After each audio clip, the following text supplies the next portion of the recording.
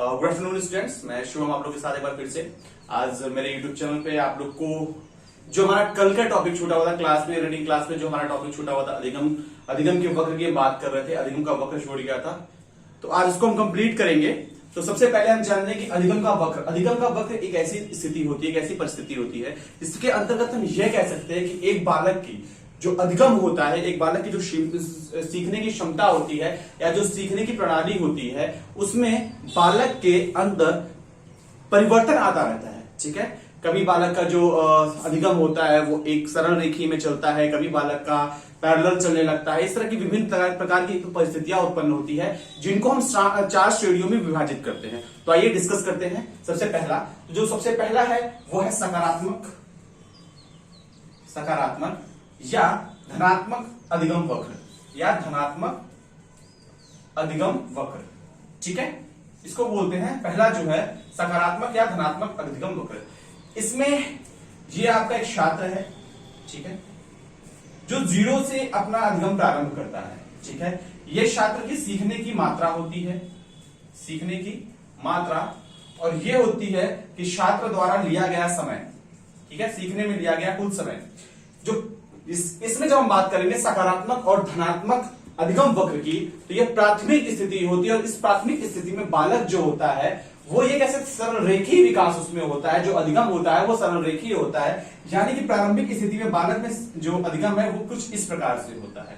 ठीक है, इसे बोलते हैं धनात्मक। आप धनात्मक या सकारात्मक बोल सकते हैं कि धनात्मक या सकारात्मक, यानी कि बालक को 0 से प्रारंभ करके सपोज 10 तक जाना है, तो 10 तक की स्थिति में किसी भी प्रकार की बाधा उत्पन्न नहीं होती है और वो इस स्टेज से लेके इस स्टेज तक अपना जो अधिगम है वो सरलतापूर्वक अर्जित कर पाता है। तो इसे बोलेंगे सकारात्मक या धनात्मक अधिगम। दूसरा बिंदु जो है नकारात्मक या ऋणात्मक अधिगम बोलते हैं। नकारात्मक या ऋणात्मक अधिगम, तो इसको हम इस प्रकार से समझेंगे कि ये एक स्थिति उत्पन्न हो रही है, यहां से फिर से 0 से बालक प्रारंभ कर रहा है। ये बालक की मात्रा और ये बालक द्वारा लिया गया समय, ये 3 स्टेज है। 0 से प्रारंभ करेगा, ये उसकी मात्रा है कि कितना वो सीखता है, और ये उसका समय है कि कितना समय उसे सीखने में लगा। अब जब हम नकारात्मक या ऋणात्मक बिंदु की बात करेंगे, तो इसमें प्रारंभ में तो बालक की जो अधिगम होती है वो बड़ी तीव्र स्थिति में होती है, परंतु कुछ समय के पश्चात ये क्या होती है, मंद होना प्रारंभ हो जाती है।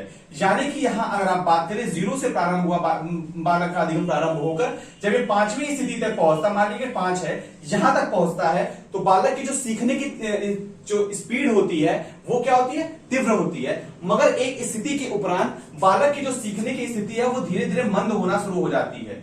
ठीक है, यहां आके बालक की स्थिति मंद होना शुरू हो जाती है। तो बालक के मध्य, ये सीखने अधिगम के मध्य ये आने वाली ये जो स्थिति है, इस स्थिति को बोलते हैं नकारात्मक या ऋणात्मक अधिगम। नकारात्मक या ऋणात्मक, एक बार फिर से समझिए कि बालक 0 से सीखना तो प्रारंभ करता है, 5 तक बालक की जो स्थिति है, ये 5 कोई संख्या नहीं है, ये सिर्फ आपके समझने के बता रहा हूं कि 5 तक जो बालक है उसके सीखने की अधिगम की जो स्पीड है वो काफी तीव्र होती है। परंतु एक स्थिति के बाद बालक की जो स्पीड है, जो अधिगम की स्पीड है, जो लर्निंग की स्पीड है, वो धीरे मंद होना प्रारंभ हो जाती है। तो जो मंद होने की स्पीड है इसी को बोलते हैं नकारात्मक या ऋणात्मक अधिगम वक्र।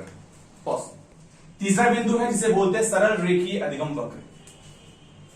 जो इसका नाम है इसी से आप अनुमान लगा सकते हैं, सरल रेखीय अधिगम वक्र। यानी कि बालक के सीखने की जो स्थिति है, जो बालक का अधिगम है, उसमें जो सीखने की स्थिति है, इसमें किसी भी प्रकार की बाधा नहीं आती है और बालक एक निरंतर सरल रेखीय, ये जैसा कि आप देख पा रहे हैं जो ग्राफ है, इस ग्राफ में जो बालक की सीखने यानी अधिगम की जो क्षमता है ये सदैव एक समान रह रही है, इसमें कहीं भी उतार चढ़ाव नहीं आता है। बालक, इसको आप इस तरह से समझ लीजिए कि आप माना कि आपकी कक्षा में, हमारी कक्षा में कोई ऐसा बालक है जिसने 7th में भी 90% कंसीव किया, 8th में भी 90% अचीव किया, 10th में भी 90% अचीव किया, यानी कि उसकी जो अधिगम है, जो उसकी लर्निंग है वो समान तरीके से चल रही है, उसमें अप या डाउन नहीं आ रहे हैं। तो इस स्थिति को बोलेंगे सरल रेखीय अधिगम वक्र। हमारा चौथा बिंदु बनता है उसे बोलते हैं यस या यू आकार अधिगम। यस या यू आकार अधिगम, तो नाम को जरा ध्यान से देखिए, एस या यू आकार। स्थिति को समझिए, ये जो स्थिति है कुछ इस प्रकार से होगी। ये आपके बालक की सीखने की क्षमता है, इसमें ये मात्रा, ये लगने वाला समय और ये 0, ये आपके बालक 0। अब बालक इसमें कुछ इस प्रकार से सीखता है, बालक जो सीखता है वो कुछ इस प्रकार से है। इसको आप सर्पाकार भी बोल सकते हैं, सर्पाकार या जिगजैग मोशन में बोल सकते हैं। यानी कि बालक की जो प्रारंभिक स्थिति है उस स्थिति में बालक की जो सीखने की क्षमता है वो बड़ी तीव्र होती है, बालक बड़ी तीव्रता के साथ सीखता है। परंतु एक स्थिति आने के बाद बालक की सीखने की गति में मंदता आने लगती है। ठीक है, बालक की सीखने की गति में मंदता आना शुरू हो जाती है। बालक फिर उपस्थिति इस स्थिति के बाद फिर से बड़ी तीव्रता के साथ सीखना प्रारंभ करता है। फिर से बताऊंगा कि ये बालक की सीखने की मात्रा, ये समय, बालक यहां 0 से सीखना प्रारंभ करता है, यस या यू आकार में बालक यहां से सीखना प्रारंभ करता है।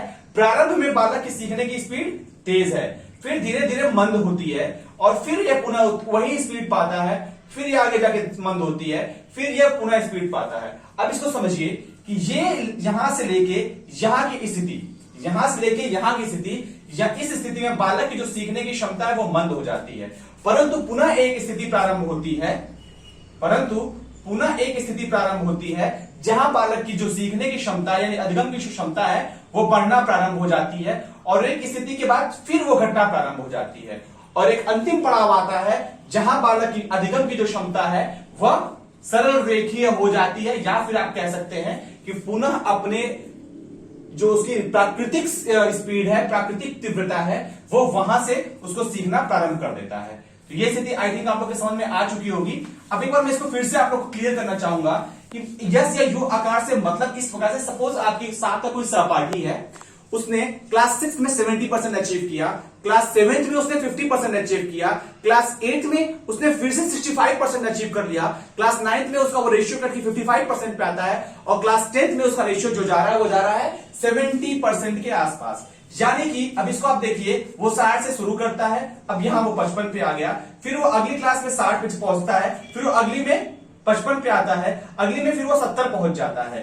तो ये क्या है, कभी डिसेंडिंग हो रहा है, कभी ये असेंडिंग हो रहा है, कभी ये डिसेंडिंग हो रहा है, कभी बढ़ते हुए क्रम में है, कभी घटते हुए क्रम में है। तो इसी को कहा गया है यस या यू आकार का अधिगम वक्र। एक बार ये चारों पॉइंट्स हैं, जो चारों बिंदु हैं जो हमारे कल के छूटे हुए, इनको मैं आज कंप्लीट कर रहा हूं। एक बार फिर से हम इसको स्टार्ट कर देंगे। पहला पॉइंट जो हमारा था सकारात्मक या धनात्मक अधिगम, सकारात्मक या धनात्मक अधिगम।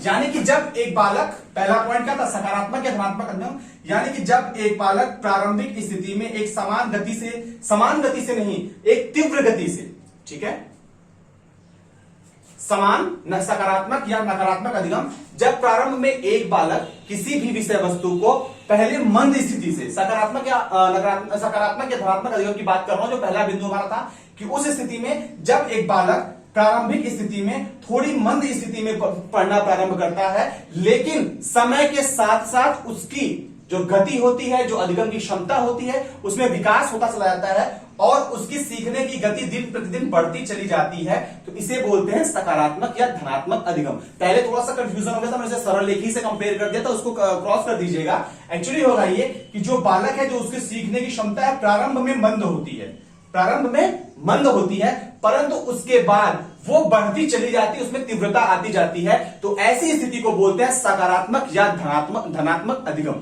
Thank you. अब देखिए क्वेश्चन नंबर